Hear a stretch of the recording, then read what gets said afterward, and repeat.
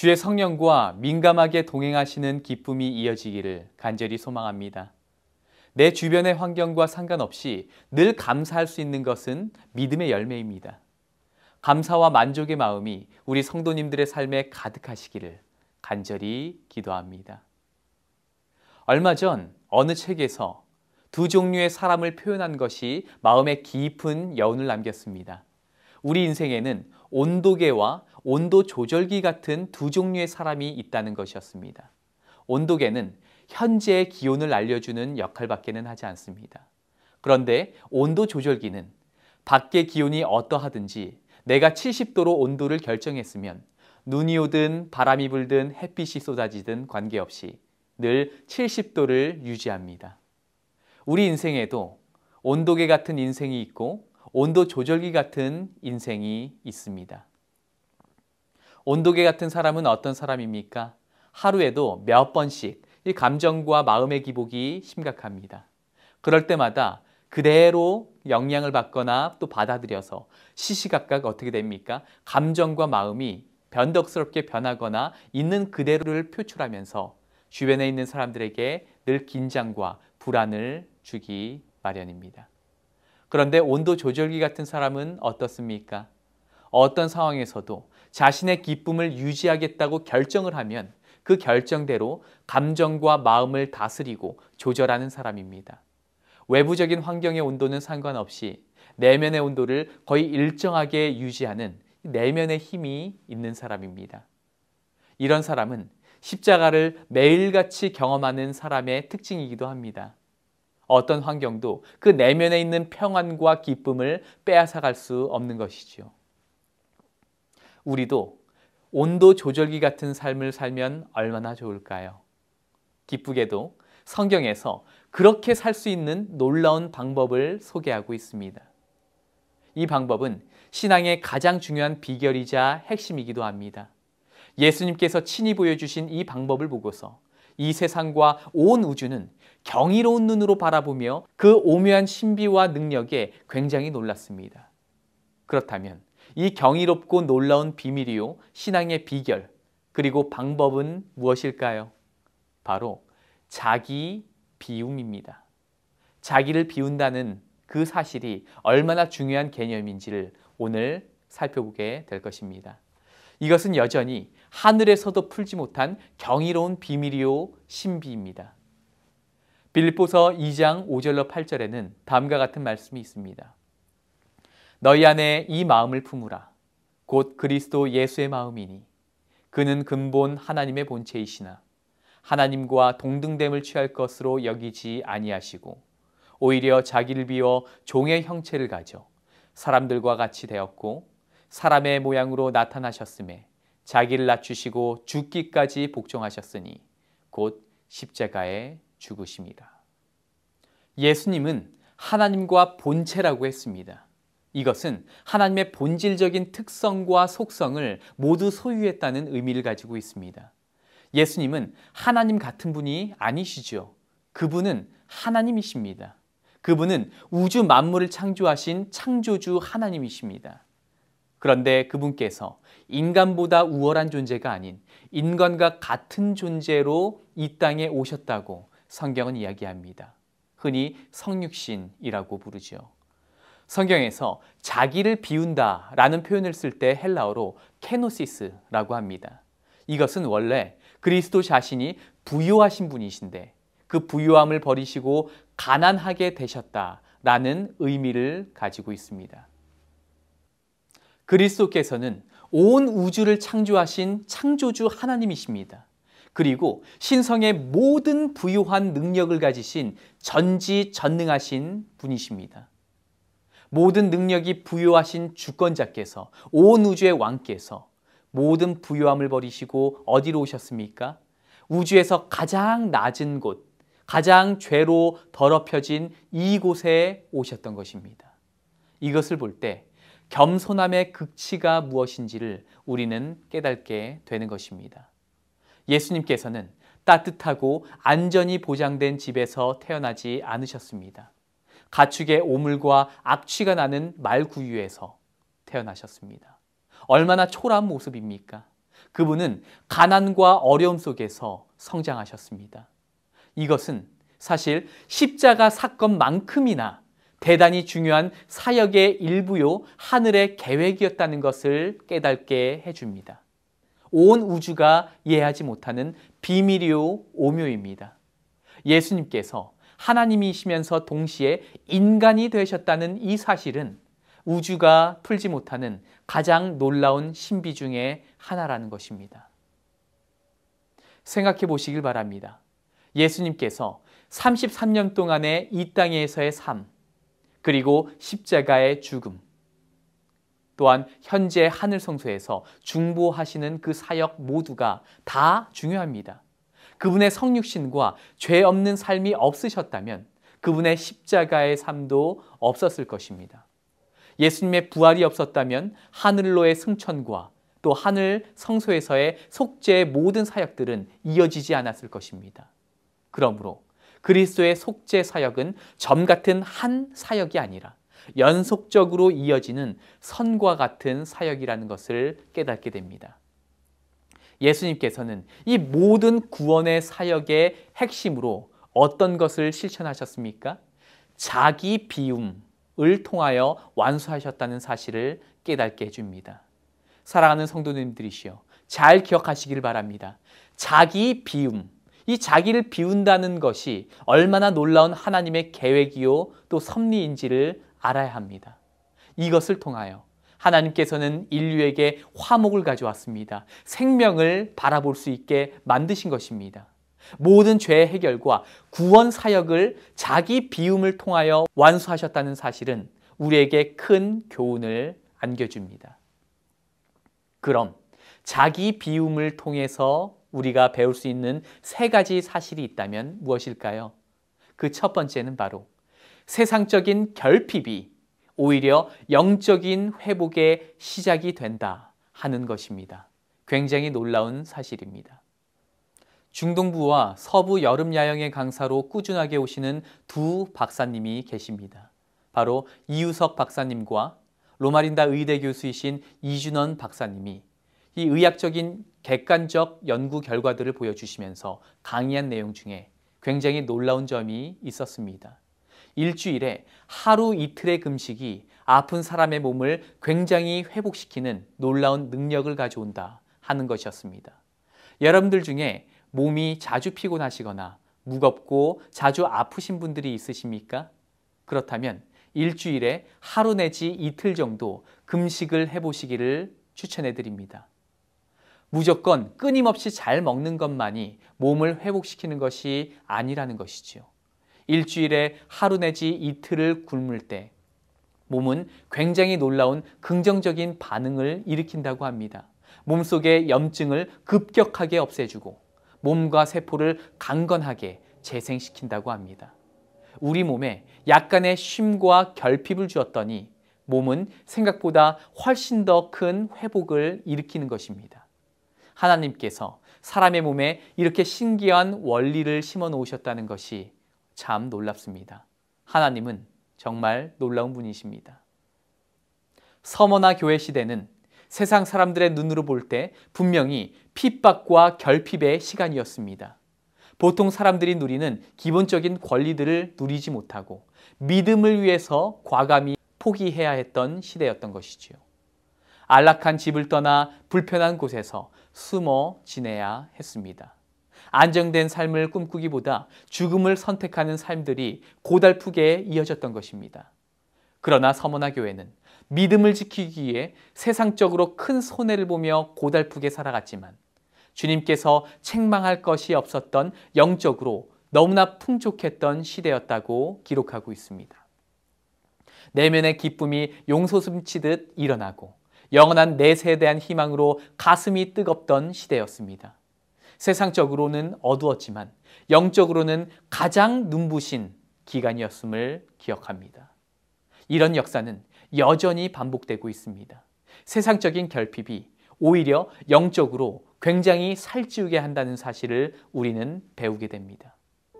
오늘 우리가 사는 시대만큼 물질적으로, 재정적으로, 지식적으로 풍족했던 시대는 과거에 없었습니다. 하지만 영적으로는 기근을 경험하며 메말라가고 있습니다.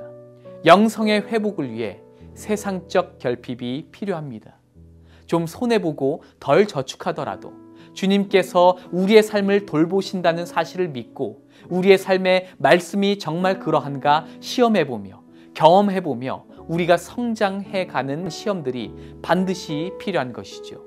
그런데 그러한 결핍들이 사라지면서 영적으로 너무나 극심한 기근을 경험하고 있다는 것을 우리는 보게 됩니다. 우리 주변에서 예배와 믿음을 위해 용기 있고 멋있는 이 신앙적 결단을 하는 것을 보는 것은 이제는 희귀한 일이 되어버렸습니다. 다만 어떻게 더 평안하게 내 신앙을 타협하며 지낼 수 있을까 고민하고 고심합니다. 이런 결단은 눈앞의 손해나 처벌을 면할 수는 있을지 모르겠습니다. 그러나 영원한 생명은 완전히 잃어버릴 수 있는 결과를 만들지 모르겠습니다. 비교해 보십시오. 무엇이 더 가치 있는지 세상적 이윤을 계산하듯 이 영적인 것도 이 영적인 이윤을 민감하게 계산해 보시길 바랍니다. 지난 역사를 뒤돌아보면서 풍족함과 안일함은 언제나 신앙에 굉장한 위협을 가져오고 타협을 가져온다는 것을 알게 됩니다. 반면 세속적인 결핍이 오히려 영적인 강인함과 순결한 믿음의 성장을 가져왔음을 우리는 반복하여 발견할 수 있게 되는 것입니다. 파도는 누군가에게 익사의 원인이 되기도 하지만 누군가에게는 바다를 타고 멀리 재빠르게 나아갈 수 있는 서핑의 기회가 되기도 합니다. 세상적인 눈으로 볼 때 굉장한 결핍의 상황이 오히려 성령께서 사용하신다면 누군가에게는 거대한 영적 성장의 통로가 된다는 사실을 우리는 알게 됩니다. 그런 결핍을 통해 우리 주님을 바라보게 된다면 그보다 큰 축복이 세상에 있을 수 없다는 것을 우리는 알게 됩니다. 우리 인생에서 주님의 인도하심을 느끼고 그분의 도우시는 손길을 붙든다면 허무한 인생에서 하루빨리 보람되고 가치 있는 삶을 발견하고 의미 있고 올바른 삶을 살아갈 수 있게 되는 것입니다. 이렇듯 결핍은 주님을 붙잡는 믿음의 손과 큰 삶의 의미를 깨달을 수 있는 소중한 기회를 선물합니다. 저는 이 결핍에 대한 부분을 묵상하면서 저의 지난 어린 시절이 머릿속에 떠올라 한참을 회상하게 되었습니다. 우리 교회 성도님들은 저의 여러 과거 이야기들을 여러 번 들으셨을 것입니다. 그럼에도 제가 가끔씩 이런저런 저의 개인적인 과거의 이야기를 해드리는 이유는 늘 분명합니다. 엉켜버린 실타래처럼 어지럽고 힘들었던 제 어릴 적의 삶이 오히려 믿음의 전진에 있어서 얼마나 핵심적인 원동력이요 힘이 되었는지를 저는 즐겨 이야기를 하는 것입니다. 그렇다고 견딜만 하진 않았습니다. 네, 매우 힘든 시간들이었습니다. 솔직히 그때로 다시 돌아가라고 하면 절레절레 고개를 흔들며 거절할 것입니다. 그러나 믿음의 눈으로 뒤돌아볼 때에 지금에 와서 뒤돌아볼 때 얼마나 큰 하나님의 축복이요 단련의 시간이었는지를 헤아리게 되는 것입니다. 예컨대 아기 때부터 10대 초반까지 부모의 사랑과 관심이 절대적으로 필요했던 그 시기에 내 존재 자체에 대해서 회의적으로 생각했던 때가 많이 있었습니다.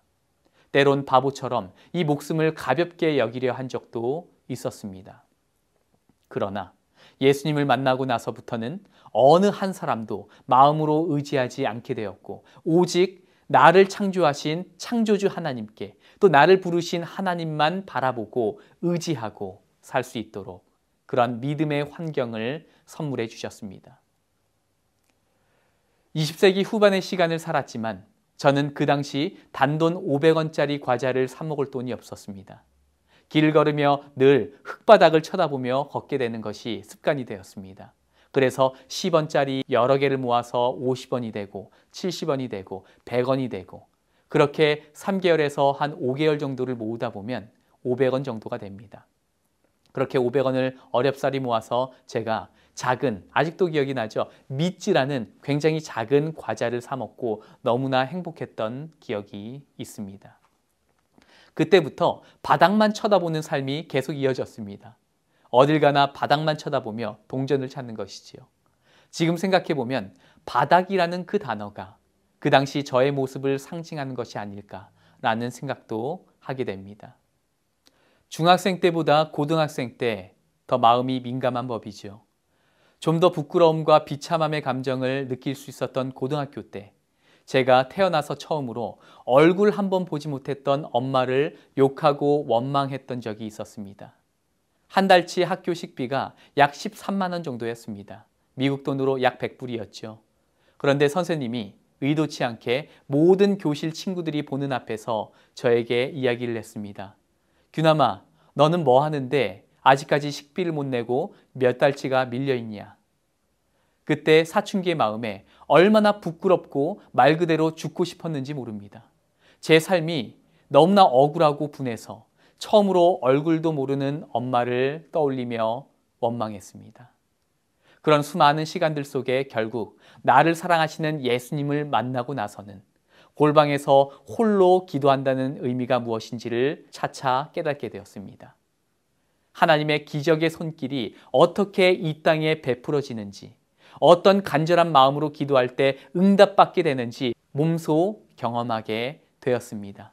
삼육대학 신학과를 다니고 미국 앤드류스 대학원을 다니면서도 학비를 내야 할 때가 다가오면 늘 주먹으로 시멘트 바닥을 쳐가며 눈물, 콧물, 침 다 흘리며 도와달라고 간절하게 소리 지르며 기도하던 때들이 머릿속에 스쳐 지나갑니다. 아직도 제 오른쪽 주먹의 이 가운데를 보면 이 상처 자국이 있습니다. 살짝 찢어진 자국이죠. 한 번은 기도 직후에 눈을 떠보니 피가 널려 있었습니다. 예수님이 피땀 흘리며 기도하셨다는 말처럼 땀이나 눈물에 피가 난 줄 알았습니다. 그런데 그것이 아니었죠. 알고 보니 주먹으로 바닥을 치며 정말 이 간절하게 기도했는데 그때 이 주먹이 좀 찢어진 것이었습니다. 그렇게 극심한 결핍과 부족 때문에 남몰래 처절하게 울면서 기도했던 수많은 경험들이 제 인생의 가장 아름다운 경험이요, 자산이 된 것입니다. 누가 이런 눈물의 기도를 선물할 수 있겠습니까? 또 자주 경험할 수 있겠습니까? 그야말로 결핍이 가져다 준 행복한 영적인 선물이었음은 자명합니다. 이것은 절대 돈으로 살 수 없는 소중한 영적인 단련의 경험이었던 것이지요. 너무나 감사하게도 하나님께서는 이 말씀의 원리를 삶에서 체험할 수 있는 여러 귀한 경험의 선물들을 허락하셨습니다. 무엇보다 믿음의 기도와 응답받는 기도가 어떤 원리에서 이루어지는지를 몸소 배우고 체험하고 시험할 수 있는 수많은 기회들을 얻게 된 것입니다. 결핍은 참으로 영적으로 큰 축복의 통로가 될 수 있다는 것을 배우게 된 것입니다. 결핍은 내 속에 교묘하게 숨어있던 불필요한 잉여의 욕심과 욕망을 정리해 줍니다. 그리고 유일한 도움을 주실 수 있는 오직 한 분만을 바라보고 믿고 의지하게 해줍니다. 참으로 역설적인 현상 아닙니까? 결핍으로 인해 영적으로 체험을 받게 되는 것입니다. 그리고 우리의 삶에 결핍이 없고 너무나 풍족해서 오히려 영적으로 굶주려 죽고 있다는 것을 깨닫게 되는 것이지요. 예수님의 사역을 보십시오. 침례 요한의 사역을 보십시오. 바울의 사역을 보십시오. 그들은 하나같이 광야의 경험을 통해서 선악의 대쟁투를 대비했고 믿음으로 영적 사역을 준비할 수 있었던 것입니다. 우리는 광야의 경험, 이 세상적 결핍의 경험이 없기 때문에 어쩌면 영적으로 메말라가고 죽어가고 있을지 모르겠습니다. 아브라함은 풍요롭고 안정적인 이 갈대아 우르를 떠나라는 이 자기 비움의 명령을 하나님께로 받았습니다. 하나님은 그에게 자기를 의존하게 하는 환경으로부터 떠나게 하심으로 진정한 자기 비움, 곧 하나님만을 의지할 수 있는 곳으로 밀어주십니다. 그래서 아브라함은 우리가 아는 아브라함이 된 것이죠. 비록 힘겨운 삶이었지만 하나님만 의지하며 살 수 있는 생명의 축복을 누릴 수 있게 된 것입니다. 아버지의 사랑을 독차지했던 요셉을 떠올려 보시기 바랍니다. 10년 동안 노예 생활을 하고 감옥 생활을 하였습니다. 그에게 자기 비움의 경험을 통해서 철저하게 하나님만을 바라고 믿고 의지하게 해주신 것입니다.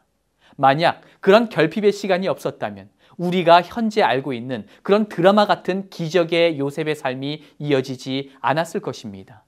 그래서 수많은 그리스도인들이 닮고 싶어하는 그런 믿음의 대명사가 된 것이 아니겠습니까? 이방 여인 룻을 생각해 보시길 바랍니다. 남편과의 사별 이후 고향으로 돌아가 이 풍족한 삶을 살 수 있는 환경을 마다하고 자아를 비우는 선택을 하게 됩니다. 그리고 시어머니의 하나님을 끝까지 섬기기로 결심했던 이 이방 출신의 여성이 세상 구원자의 조상이 되는 영광스러운 족보를 얻게 되었습니다. 온 우주를 만드신 창조주요 하나님이신 예수님께서도 자기 자신을 비워 죽기까지 순종하심으로 우리에게 영원한 구원과 생명을 이루어 주신 것입니다. 고린도후서 8장 9절에는 다음과 같은 말씀이 있습니다. 우리 주 예수 그리스도의 은혜를 너희가 알거니와 부요하신 이로서 너희를 위하여 가난하게 되심은 그의 가난함으로 말미암아 너희를 부요하게 하려 하심이라. 사랑하는 성도님들이시여, 세상적 결핍에서 영적인 회복이 시작된다는 사실을 잊지 마시기를 간절히 바랍니다. 이것은 자기 비움에서 배우는 첫 번째 교훈입니다. 자기 비움에서 발견하는 중요한 두 번째 사실은 무엇일까요? 자기 비움은 희생이라는 영원한 생명의 법칙을 깨닫도록 해준다는 것입니다. 자기 비움을 묵상할 때 꼭 기억해야 할 것이 있습니다. 자기 비움은 내용에 관한 것이 아니라 방식과 태도에 관한 문제라는 것을 깨닫게 됩니다. 어느 날 사자와 양이 깊은 사랑에 빠졌습니다. 사자는 양을 너무나 사랑해서 열심히 사냥한 귀한 고기를 양에게 가져다 주었죠. 그런데 양은 한 입도 먹지 못했습니다. 양도 사자를 너무나 사랑한 나머지 신선하고 귀한 풀들을 한 움큼 가져다 주었습니다. 그런데 사자는 배만 고플 뿐 먹지 못했습니다. 결국 어떻게 되었을까요? 그 둘의 사랑은 이루어질 수 없었습니다. 누군가에게 사랑, 긍휼, 자비, 아무리 좋은 재능과 성품을 가지고 있다 할지라도 그것이 자기 방식대로만 표현한다면 어떻게 될까요? 다른 사람에게 상처를 주거나 힘만 낭비할 뿐입니다. 반드시 상대가 받아들이고 느낄 수 있는 방법으로 표현하고 전달해야만 사랑이 사랑으로 이어지는 것이지요.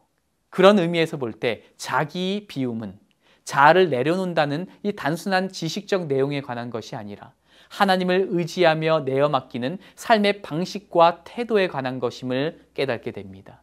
그래서 이런 관점으로 자기 비움을 나에게 적용하게 될 때 반드시 나 자신만을 생각하는 것이 아니라 내 이웃을 생각하고 이해하고 사랑하는 방법을 찾게 되는 것입니다. 작년에 신천지라는 기독교 이단이 한국에 크게 소개된 적이 있었습니다.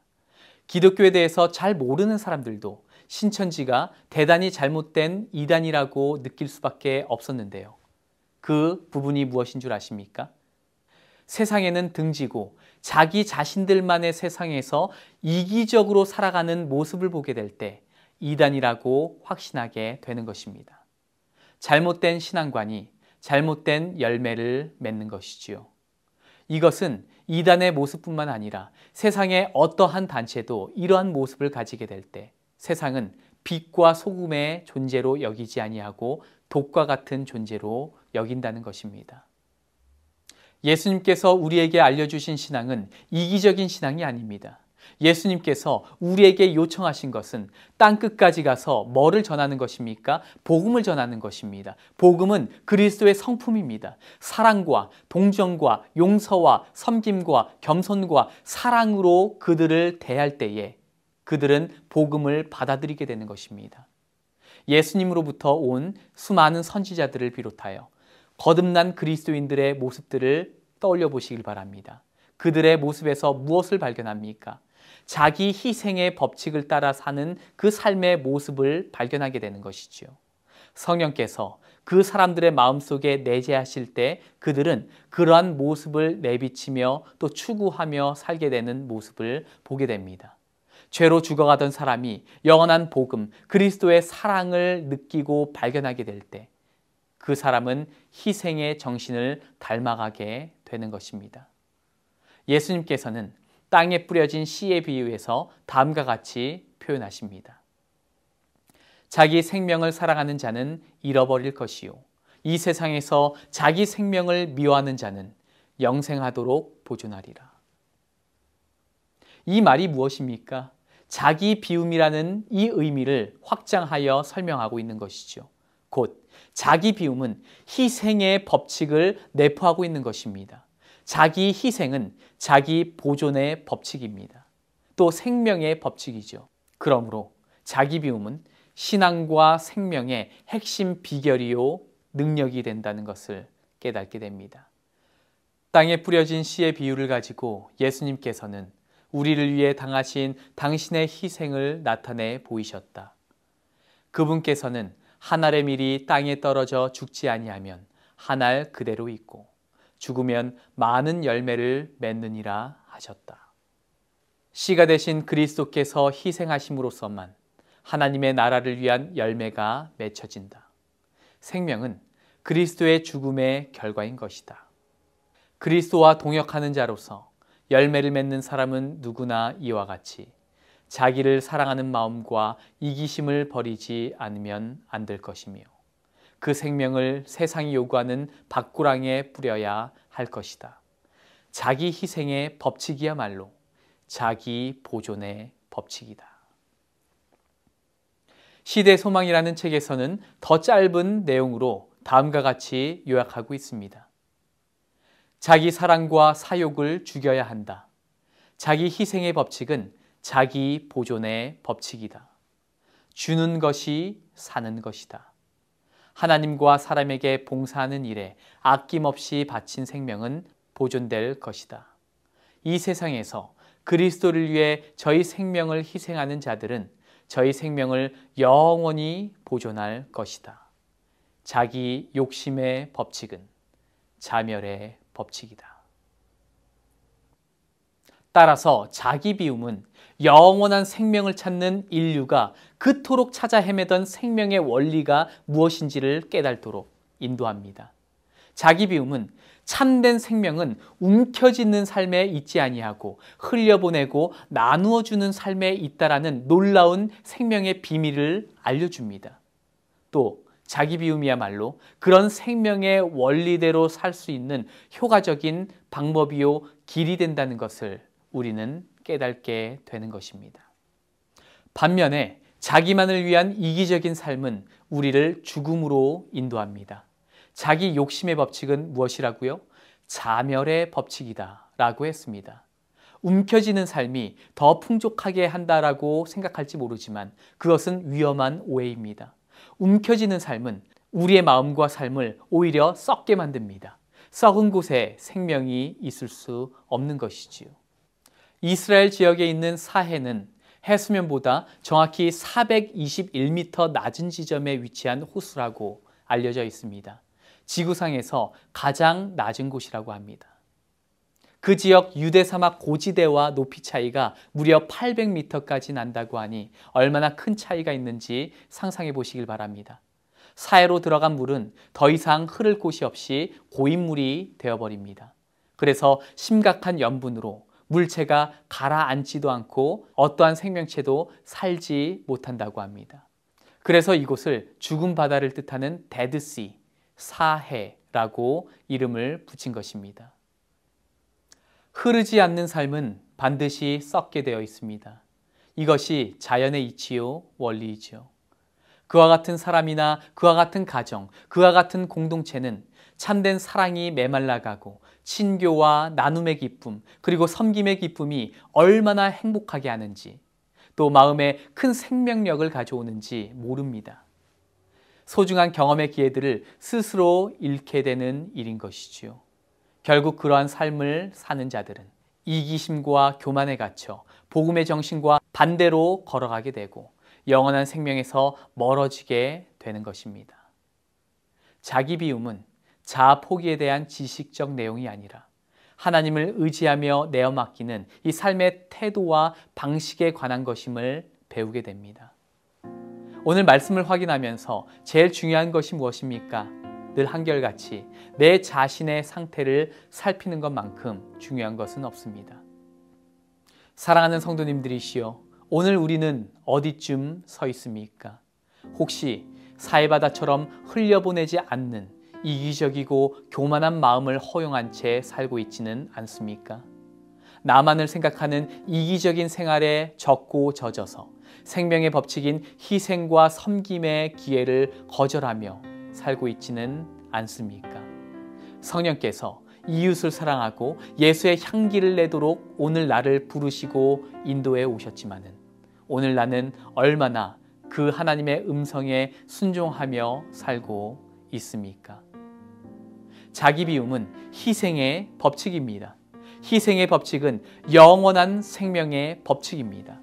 반면 이기적 욕심의 법칙은 자멸의 법칙인 것이지요. 오늘 내가 붙들고 사는 법칙이 무엇인지를 점검하며 우리의 삶을 다시 한번 주님께 드리고 이웃을 섬기고 사랑하는 삶에 열심을 내시기를 예수님의 이름으로 기도합니다. 마지막으로 자기 비움을 통해서 배우는 세 번째 교훈은 무엇일까요? 바로 말씀의 순종과 사명의 삶이 무엇인지를 바로 알려준다는 것입니다. 그리스도인들은 예수님을 따르는 자들입니다. 예수님을 따른다는 것이 무엇입니까? 그분의 말씀에 순종하는 삶을 살아간다는 것이지요. 그리고 그의 말씀대로 그분께서 나를 이 세상에 빛과 소금의 사명을 가지고 살 수 있도록 부르셨다라는 것을 인정해 드리는 믿음입니다. 예수님은 여전히 하나님이셨지만 자신의 신적인 능력과 권세를 자기 자신을 위해 사용하지 않기로 결심하셨습니다. 대신 이 땅에서 사람의 형체를 가지고 사실 때에 아버지 하나님께 전적으로 의존하며 삶을 사셨던 것입니다. 온전한 순종을 이루셔서 아담과 하와가 넘어진 곳에서 다시 승리하기 위해 이 땅에 오신 것입니다. 엘렌 화이트는 다음과 같이 이야기했습니다. 그분의 신성의 능력은 숨겨졌다. 그분은 인성을 옷 입고 능력을 얻기 위해 하나님께 의지함으로 승리했다. 예수님은 편의대로 사시지 않으셨습니다. 대신 사명대로 사셨습니다. 우리도 우리의 편의대로 살기보다 사명대로 살아야 되는 이유는 바로 여기에 있습니다. 그분은 하나님께 온전히 의지함으로 모든 죄와 유혹으로부터 승리하셨습니다. 우리도 모든 유혹으로부터 승리할 수 있는 이유가 또한 여기에 있는 것입니다. 재림교회 유명한 신학자 조지 나이트 박사는 예수님의 시험에 대한 신선한 관점을 다음과 같이 요약을 했습니다. 그리스도께서 자기를 비운 것이 그분이 받은 시험의 본질이었다. 그분은 사실상 머리부터 발끝까지 하나님의 능력으로 가득 차 있었으므로 단순히 우리처럼 시험받은 게 아니라 보통 인간이 받을 수 있는 시험의 한계를 훨씬 초월하는 시험을 받은 것이다. 뿐만 아니라 엘렌 G. 화이트는 다음과 같이 이야기했습니다. 예수님에게 인성의 수준을 유지하는 것은 인간이 그들의 타락한 본성을 극복하고 신성에 참여하는 것만큼이나 어려운 일이었다. 사랑하는 성도님들이시여, 이 얼마나 놀라운 관점입니까? 예수님께서 인류를 구원하시기 위해 자기 자신을 비우심으로 이 모든 것들을 완성하신 것입니다. 예수님의 자기 비움은 우리가 생각하는 그 이상의 고통과 어려운 일이었음을 우리는 깨닫게 됩니다. 너무나 유명한 말씀이죠. 로마서 5장 8절. 우리가 아직 죄인 되었을 때에 그리스도께서 우리를 위해 죽으심으로 하나님께서 우리에 대한 자기 사랑을 확증하셨느니라. 사랑하는 성도님들이시여, 오늘 말씀을 정리하도록 하겠습니다. 자기 비움은 예수님께서 친히 보여주신 축복의 통로입니다. 우리가 그토록 바라던 모든 생명과 모든 기쁨과 모든 행복을 이루는 유일한 비결이요 핵심인 것입니다. 자기 비움. 예수님께서는 친히 자기 비움을 통해 우리에게 모본을 보이셨습니다. 이 세상에서 자아를 내려두고 성령을 의지할 때 우리는 그토록 만나고 싶어 했던 예수님을 만나게 됩니다. 오늘 말씀을 통해 살펴본 세 가지 큰 교훈의 축복은 무엇이었습니까? 첫 번째로, 세상적인 결핍이 오히려 영적인 큰 축복과 회복의 시작이 된다는 것을 배우게 되었습니다. 두 번째는 무엇입니까? 희생이라는 생명의 법칙을 이 자기 비움을 통해 알게 된다는 것입니다. 마지막으로, 순종과 사명의 삶을 살도록 인도한다는 것입니다. 생명은 언제나 좁은 길을 통해 이어지기 마련입니다. 희생의 법칙은 사랑과 생명의 법칙임을 기억하시기를 바랍니다. 이러한 법칙은 이론이 아닙니다. 이론은 언제나 틀릴 수도 있지만 법칙은 늘 변치 않고 확실하게 이루어집니다. 자기 비움은 생명의 법칙이요 희생의 법칙인 것입니다. 온도계는 항상 그 기온을 알려주는 역할을 합니다. 늘 환경에 따라 변덕스럽게 변하기도 합니다.